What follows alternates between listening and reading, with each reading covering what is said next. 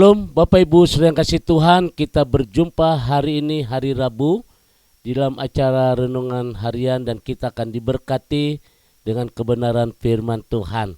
Oleh karena itu kita nyanyikan sebuah lagu penghantar kita untuk masuk di dalam hadirat Tuhan. Haleluya.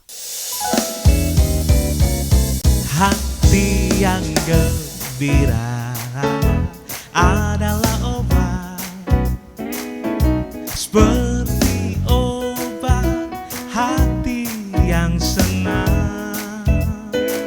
Tapi semangat yang patah keringkan tulang. Hati yang gembira Tuhan senang. Hati yang gembira adalah obat yang manjur, seperti obat hati yang senang. Tapi semangat yang patah keringkan tulang. Hati yang gembira Tuhan senang. Seperti air madu dari batu karang, dicicip air madu yang manis. Oh, lihatlah Tuhan Yesus baik, dicicip air madu yang manis. Seperti air madu dari batu karang, dicicip air madu yang manis.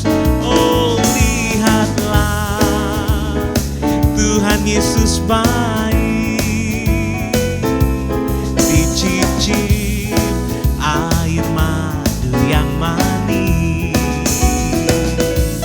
dicicip air madu yang manis. Oh, dicicip air madu yang manis.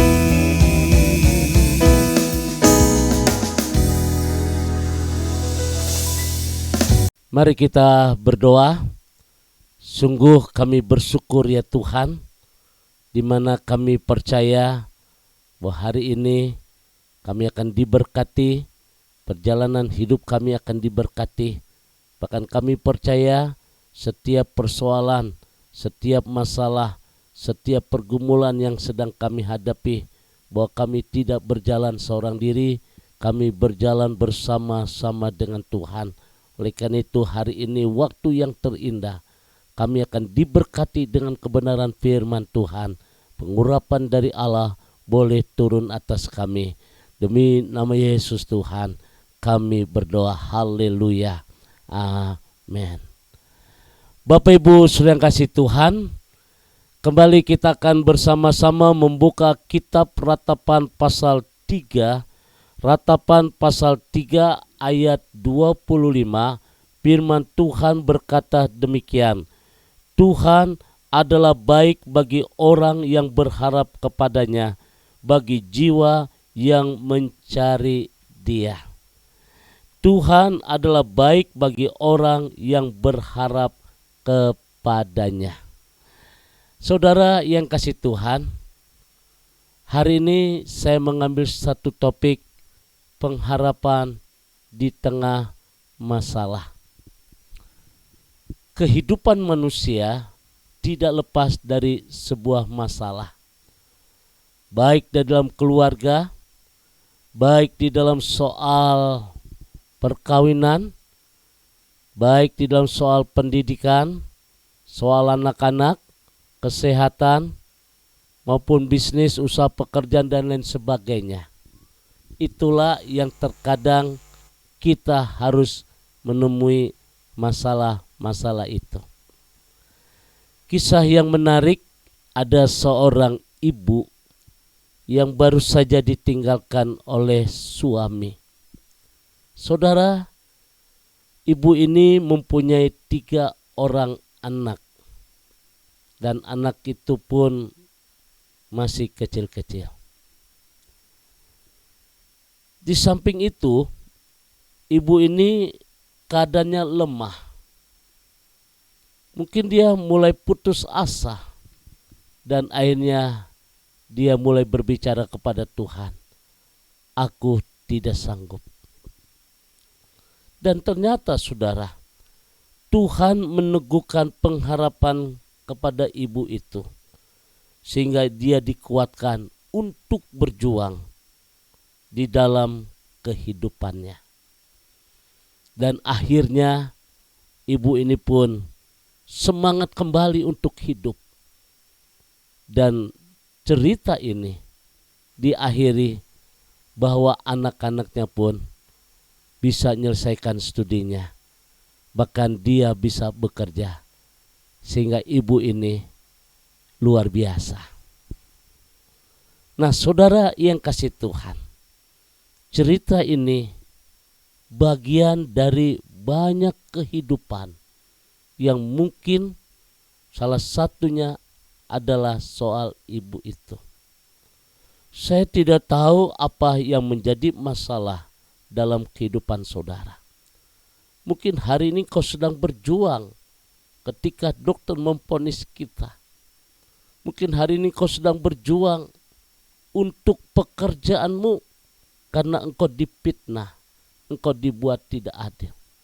Memang kalau kita lihat sebuah masalah menjadi perintang untuk memperoleh sesuatu yang kita inginkan.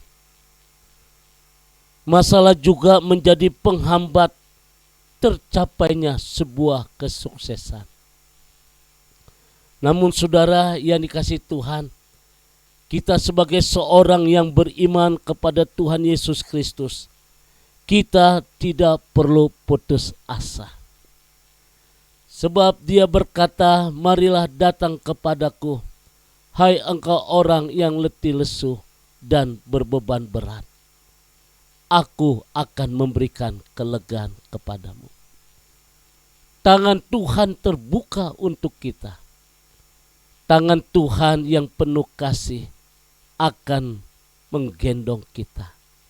Marilah datang kepadaku, hai engkau orang yang letih lesu. Pengharapan itu akan menguatkan dan memotivasi kita untuk menghadapi masalah itu secara optimal dengan tetap mengandalkan turut campur tangan Tuhan di dalam kehidupan kita. Saudara yang dikasihi Tuhan, Tuhan tidak memberikan masalah di luar kemampuan kita. Tuhan itu baik bagi orang yang berharap kepadanya.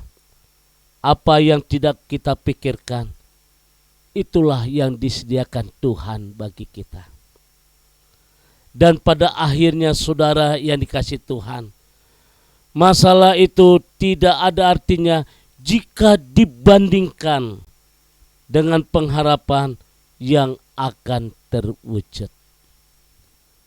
Seperti yang dihadapi oleh seekor tikus tadi. Dia tidak lihat besarnya kolam renang, jauhnya kolam renang. Tapi dia lihat hanya cahaya lampu lilin itu. Sehingga tikus itu bertahan karena dia punya pengharapan. Bapak Ibu sedang kasih Tuhan, apapun masalah yang terjadi, kita tidak perlu putus asa. Kita serahkan kepada Tuhan. Bersama dengan Tuhan, kita akan dimampukan untuk menghadapi masalah dan menjadikan sesuatu kesempatan untuk terwujudnya pengharapan. Oleh karena itu pada hari ini, jadikan kita tetap kuat. Dia tahu apa yang menjadi masalah dalam hidupmu.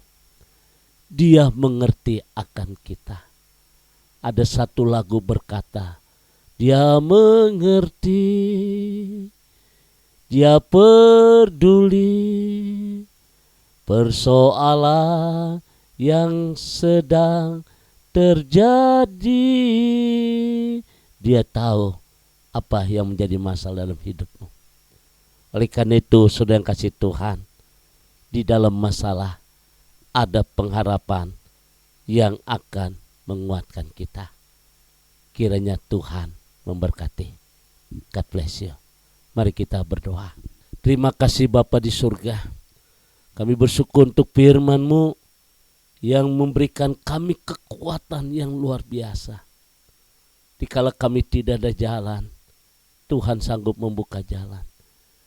Dikala kami berduka, Tuhan juga sanggup menghibur kami. Bahkan pada waktu kami tidak bisa berbuat apa-apa, Tuhan sanggup memberikan terobosan-terobosan yang baru. Terima kasih Bapa di surga, berkati umat-Mu.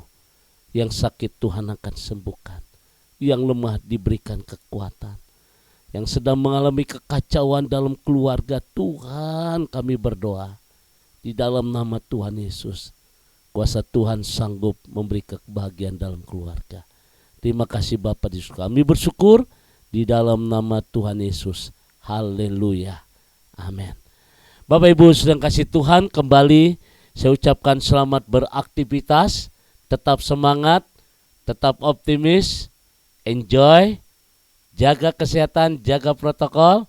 Tuhan memberkati. Arahkan hatimu dan terimalah berkat dari Tuhan. Kasih karunia damai sejahtera dari Allah Bapa di surga, cinta kasih dari Tuhan kita Yesus Kristus dalam persekutuan Roh Kudus memberkati kita semua hari ini sampai Maranatha. Tuhan Yesus akan datang kembali. Yang diberkati berkata, amin.